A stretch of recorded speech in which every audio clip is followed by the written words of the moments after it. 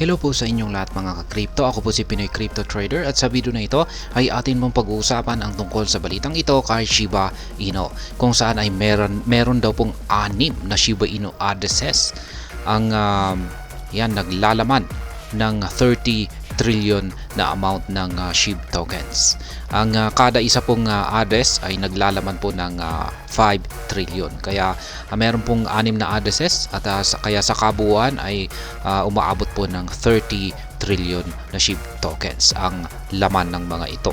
At ito po ay laman ng mga wallet, 6 na wallets na ito ng higit 2 taon.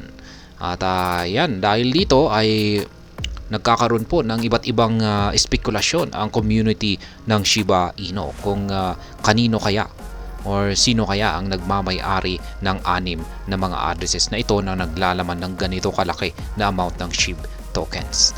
At ito po ang siyang ating pag-uusapan sa video na ito. Pero bago po tayo magpatuloy ay nais ko lamang po munang bigyang linaw ang aking disclaimer kung saan ang nilalaman po ng video na ito ay hindi po ito isang financial advice.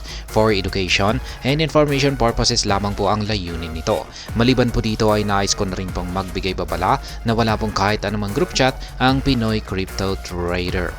Yan ang sabi rito ay in a notable discovery by the Crypto Basic, on-chain data shows 6 Shiba Inu addresses have collectively held 30 trillion SHIB tokens worth $663 million for 2.5 years without selling a dime. Ayan. Yan pong muli, 6 na mga addresses ng Shiba Inu ang naglalaman ng 30 trillion na SHIB tokens at nagkakahalaga po ito ngayon ng $663 million dollars. At yung nakakagulat dito ay yan, wala pong hindi po ginalaw ng nagmamay-ari nito. Yan, ng higit ng 2 taon at kalahati. Yan, at hindi po nagbenta or hindi man lang nag-take profit ito nung umangat sa napakataas na presyo itong si SHIB noon nitong nakalipas na taon, particular po nung nitong nakalipas na Bitcoin halving kung saan po niya nakamit yung kanyang pinakamataas na all-time high na presyo.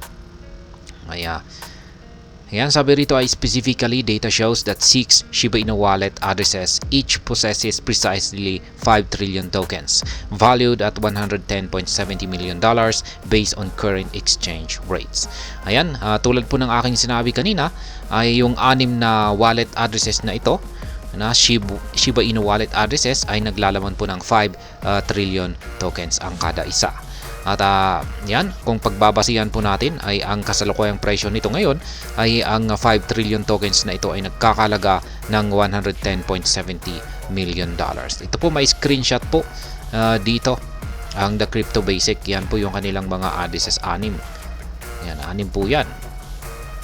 At ito po yung kanilang yung amount ng SHIB tokens. Yan, nasa 5 trillion po yan. At ito po yung kanilang equivalent sa US dollar. Nasa mga $110 million. The discovery has piqued the curiosity of the community, leading market participants to speculate whether this occurrence is merely coincidental or if all the addresses are affiliated with a single entity, particularly on exchange. However, no on-chain data points to an affiliation with an exchange. Ayan, yung mga addresses na ito na naglalaman ng malalaking amount ng SHIB tokens ay yan nga nagdulot ng usapan or discussion sa community ni Shiba Inu. At pinag-uusapan po nila kung ito nga ba ay pagmamay-ari ng isang crypto exchange. Yan, kasi tanging crypto exchange lamang po ang may mga ganito kalalaking amount ng holdings. Ayan, pero base po sa datos, ayan, base daw po sa on-chain data ay yung mga addresses daw na ito ay mukhang walang kaugnayan sa kahit anumang crypto exchanges. Critical look at the Shiba Inu addresses. Interestingly, further examination of the addresses indicates a discernible pattern confirming their association with the same entity. Ayan. In-examine daw po or talagang sinuri yung mga addresses dito. Particular po yung mga yung kanyang mga transaction.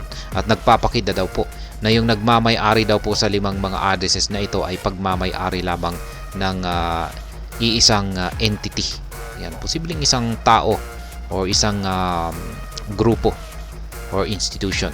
One of the 6 addresses initially acquired 30 trillion Shiba Inu tokens on March 31, 2021, 7 months later after the launch of SHIB. Kaya ayan, yung isang address po dito, ito po siguro yung kanyang main. Yan, yung main address niya. Yan, yung pinakauna rito. Ito yung kanyang original na address. At yan, nabili po niya ang 30 trillion na SHIB tokens noong 7 months pagkatapos lamang po ng launching ng Shiba Inu. Ayan, 7 months after ng kanyang after po na mailabas si Shiba Inu. At yan po ay noong March 31, 2021. Kaya yan ang nagmamay-ari po ng address na ito, mga addresses na ito ay isa po yung early investor ng Shiba Inu. At that time, the assets were valued at $1.8 million but have since appreciated to a staggering $663 million. Kaya ayan, yung nagmamay-ari po ng addresses na ito ay malaki na rin po yung kanyang investment dito sapagkat nag-umpisa po siya sa $1.8 million. Yan po yung kanyang puhunan dito noon kay Shiba Inu. Malaki na rin po yan, $1.8 million.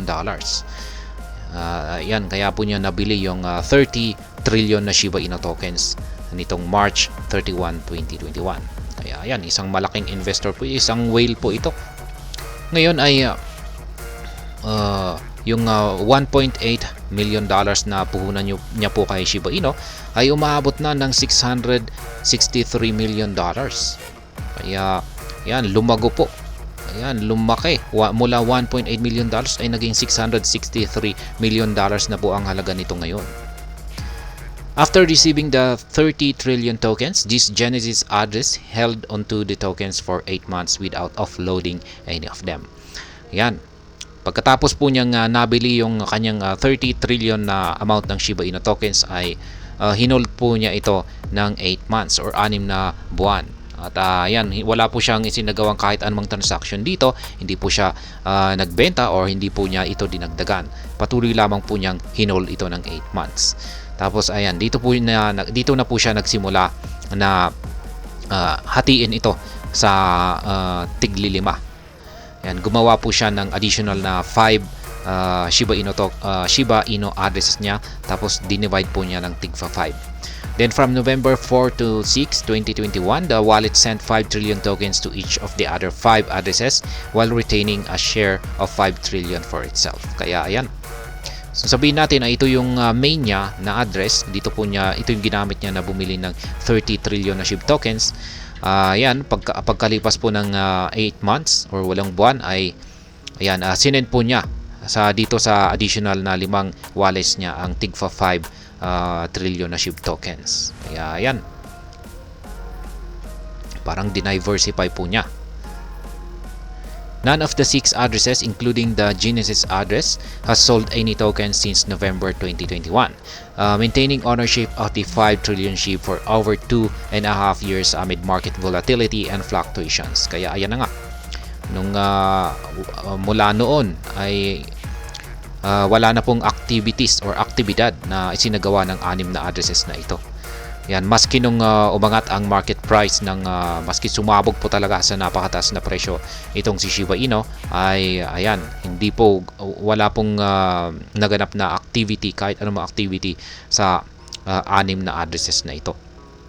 This consistent behavior further raises speculation regarding their intentions and the entity behind them. Ayan, dahil daw po sa ipinapakita na katangian ng mga addresses na ito ay nagdudulot po ito ng spekulasyon, particular po sa community ni Shiba Inu, kung ano nga ba ang kanilang intention or binabalak. Ayan, at syempre kung sino nga ba ang nasa likod ng mga addresses na ito. Ayan, syempre gustong malaman ng marami yan. As of now, determining the entity linked to these addresses remains challenging. Ayan, ibig sabihin ay mahirap daw po na malaman kung sino nga ba ang nasa likod ng 6 na addresses na ito. Ayan, napaka-challenging at mahirap pong malaman yan. sa aking sariling opinion lamang ay malamang ay isa itong malaking way kasi puhunan po niya ay 1.8 million dollars yung kanyang puhunan nung umpisa po. Yan, nung isa po siyang early investor. Kaya pwede na rin po siyang sa tingin ko ay isa po siyang individual, isang mayaman na whale. Yan, sa tingin ko lamang, sa aking sariling opinion ay hindi po siya isang grupo. Sa tingin ko ay isang mayaman lamang po siya na tao. At base po sa kanyang ipinapakita ay na hindi siya nagte-take profit nung maski tumaas si Shiba Inu na itong nakalipas na taong 2021 ay hindi siya nag-take profit, ay malamang ay baka pumanaw na siya. Yan, malamang pumanaw na siya. Isa siyang mayaman na whale na siguro ay pumanaw na siya. Kaya yung kanyang nabili na Shiba Inu tokens ay considered na po siguro na dead wallet na siguro. Yung ganyan po yung mangyayari dito, parang sunog na rin yan. Kung pag yung mga nagmamay-ari nito ayan, ay pumanaw na or biglang namatay, considered na nasunog na rin yan. Kasi hindi na yan mapapakinabangan pa ng iba unless na yung kanyang private keys ay binigay niya sa kanyang minamahal na pamilya. Yan ay kung naibigay niya. Pero kung wala, ay wala na, naglaho na yan. Kaya ganyan po, yan lamang po yung aking pananaw dito or yung aking sariling opinion lang. Yan. Kasi matagal po niyang hindi ginagalaw, maski tumataas ang presyo ni Shiba Inu ay hindi po niya talaga ginagalaw. Pero meron naman po talagang mga investor na talagang kung pag nag-invest ay yan, hahayaan na lamang po nila yan ng ilang taon, mga 10 years. Ganyan po yung talagang yung mga long-term holders ay 10 years ay ayon po sa kanila, yung 10 years daw na yan ay short-term time span daw yan. Yan, yung masasabi raw po nila na talagang long-term holders ay aabot daw po yan ng 50 years. Yan, or 30 to 50 years. Kaya talagang matanda na sila kung pag iti-take profit nito. Kaya malamang ay ganyan na rin po. Malamang ay buhay pa siya, pero ayan, yung kanyang mindset ay talagang isang long-term investor siya. Kaya yan po yung aking sariling opinion lamang dito.